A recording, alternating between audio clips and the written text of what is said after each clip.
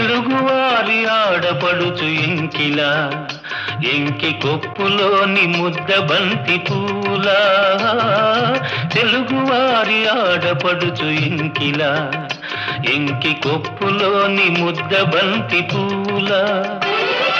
గోదారి కరటాల గీతాల వలనాలో పలికినది